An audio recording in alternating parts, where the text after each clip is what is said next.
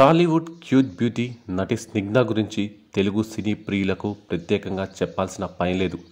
అచ్చమైన అమ్మాయి అయిన ఈమె అబ్బాయిలా రెడీ అవుతూ సినిమాలు చేస్తోంది. కేవలం టామ్ బాయ్లా కనిపించే పాత్రలు మాత్రమే చేస్తూ ఫుల్ క్రేజ్ సంపాదించుకుంది. 1981 సంవత్సరం జనవరి 15వ తేదీన జన్మించిన ఈమె 2011లో సినీ రంగంలోకి అడుగుపెట్టింది. ముఖ్యంగా నందిని రెడ్డి దర్శకత్వంలో వచ్చిన అలా మొదలైంది సినిమాలో పింకీగా కనిపించి మెస్మరైజ్ చేసింది.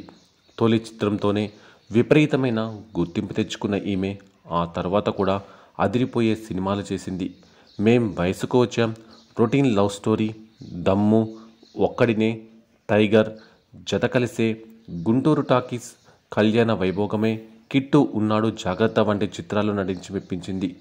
కెరియర్లో మంచి పాత్రలు దక్కించుకుంటూ ముందుకు వెళ్తున్న ఈమె పర్సనల్ లైఫ్లో మాత్రం ముందుకు వెళ్ళడం లేదు.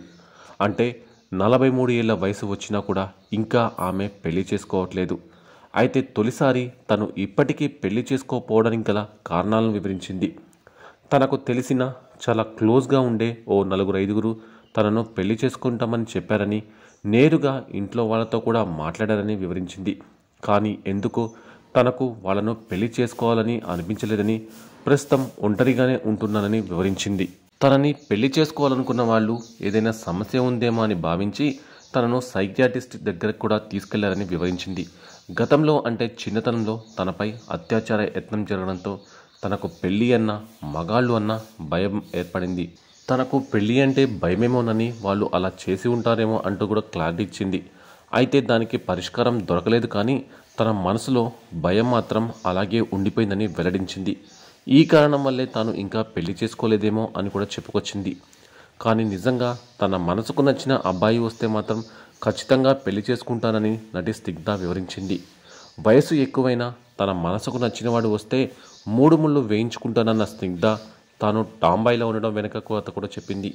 తనకు ఆ బట్టలు చాలా కంఫర్ట్గా అనిపిస్తాయని, అందుకే అలాంటి బట్టలే వేసుకోవడం తనకు ఇష్టమని వివరించింది.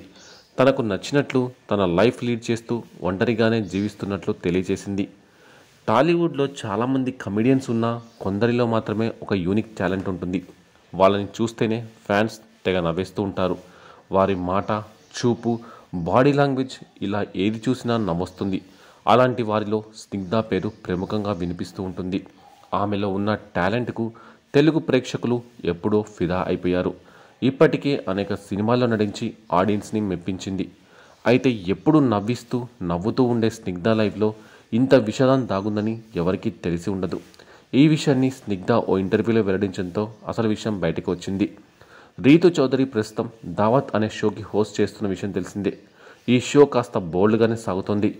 ఏదైనా స్ట్రైట్ అవే అడిగేస్తూ వచ్చిన వాళ్ళ నుంచి అలాంటి కొన్ని బోల్డ్ ఆన్సర్స్నే రాబడుతుంది. అయితే ఈ షోలో తాజాగా స్నిగ్ధ పాల్గొంది. ఆమె ఇంటర్వ్యూకు సంబంధించిన ప్రోమో విడుదల చేశారు. ఈ ప్రోమోలో మొదట స్నిగ్ధ చాలా జోవియల్గా మాట్లాడింది. పెళ్లి గురించి, తనకు ఉన్న రిలేషన్స్ గురించి, తాను చేసిన ప్రాంకులు, ఏడిపించిన స్థాల గురించి ఎంతో చక్కగా చెప్పేసింది. కానీ తర్వాత మాత్రం స్నిగ్ధ తన జీవితంలో జరిగిన చెడు గురించి, తనకు జరిగిన కొన్ని ఘటనల గురించి చెప్పుకొచ్చింది. తనపై రేప్ అటెంప్ట్ కూడా జరిగిందంటూ చెప్పడంతో అందరూ షాక్ అయ్యారు. అప్పటి వరకు చాలా సరదాగా మాట్లాడిన స్నిగ్ధ, నా మీద మొలస్టేషన్ జరిగింది, అది ఇది ఏముంది, నా మీద రేప్ అటెంప్ట్ జరిగింది, నేను ఎలాగో తప్పించుకొని పారిపోయాను, కానీ ఆ ట్రాన్స్తో దాదాపు 10 ఏళ్ళు బాధపడ్డాను.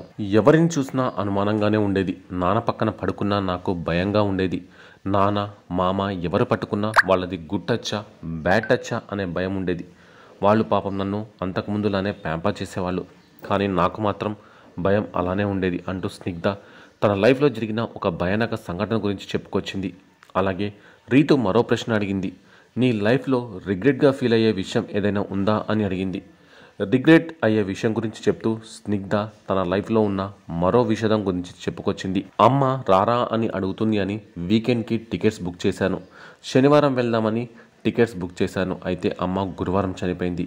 అన్నిసార్లు పిలిచినందుకు వెళ్ళినా బాగుండేదేమో, వెళ్ళి ఉండాల్సింది కదా అనే రిగ్రెట్ మాత్రం ఉంది అంటూ స్నిగ్ధ తన తల్లికి సంబంధించిన విషయం ఆడియన్స్తో పంచుకుంది. ఇక స్నిగ్ధ పరమశివుడి భక్తురాలు. ఆమె ఎక్కువగా ఆధ్యాత్మిక సేవలోనే గడుపుతుంది. ప్రతి ఏడాది శివమాల ధరిస్తుంది. ఈ విషయాన్ని ఆమె గతంలో పలు సందర్భాల్లో చెప్పుకొచ్చింది. తనకు వివాహ బంధం మీద నమ్మకం లేదు అని కూడా తెలిపింది.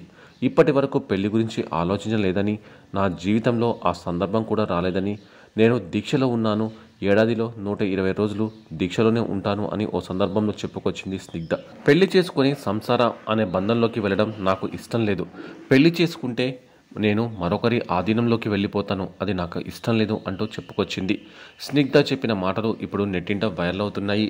ఇక స్నిగ్ధ ఇటీవల సినిమాల్లో పెద్దగా కనిపించకపోయినా రీసెంట్గా రామ్ చరణ్ బర్త్డే సెలబ్రేషన్స్లో ఆమె హోస్ట్గా చేసింది. తన మాటలతో కామెడీతో ప్రతి ఒక్కరిని ఎంతగానో ఆకట్టుకుంది.